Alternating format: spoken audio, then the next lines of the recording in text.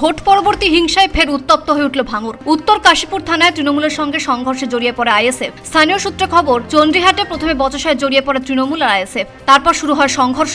ঘটনায় দু দলের বেশ কয়েকজন গুরুতর আহত হয়েছেন। তাদের জিরেনগাছা গ্রামীণ হাসপাতালে ভর্তি করা হয়েছে। পিঠা হচ্ছে আইএসএফ আর টিম থেকে আমি দোকান যাচ্ছিলাম, আমি ঠেকাতে গিয়েছি আর আমার বাসের পাশে মাথায় মেরেছে। কারা মেরেছে আপনার?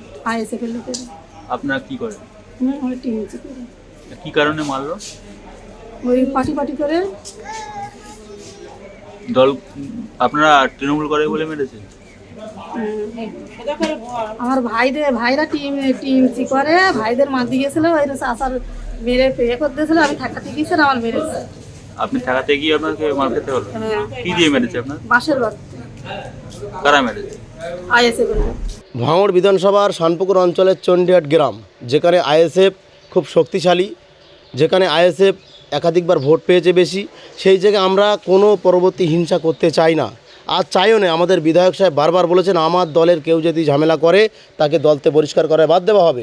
তো সেই জায়গায় আমরা ঝামেলা করছি। আজকে আমাদের যে দলের কর্মী ঈসা মোল্লা, তিনি বাড়ি থেকে বার হচ্ছিলেন এবং সেই জায়গায় তার উপরে আক্রমণ হয় বাড়ির মহিলা দিয়ে, বা ওই এলাকার যিনি নেতৃত্ব দেন প্রধানের নেতৃত্বে, মহাসিনীর নেতৃত্বে, বা তার চাচা ইসলামের নেতৃত্বে। অলরেডি তার চাচাকে থানায় বসিয়ে রেখেছে। প্রশাসনিক সক্রিয় হন যে আমাদের রিচা সাহেব বাড়ি থেকে সকালবেলা কাশীপুরের উদ্দেশ্যে বার হয়েছিলেন, সেই জায়গায় ওনার উপরে আক্রমণ হয়, বটি দা কুরুল নিয়ে ওনাকে বাঁশ দিয়ে মাথা ফাটিয়ে দিয়েছে। খবর পেয়ে ঘটনাস্থলে পৌঁছায় কেন্দ্রীয় বাহিনী। উত্তর কাশীপুর থানার পুলিশ যায় ঘটনাস্থলে, 4 জনকে গ্রেপ্তার করা হয়েছে। ব্যুরো রিপোর্ট, পূবের কলম ডিজিটাল।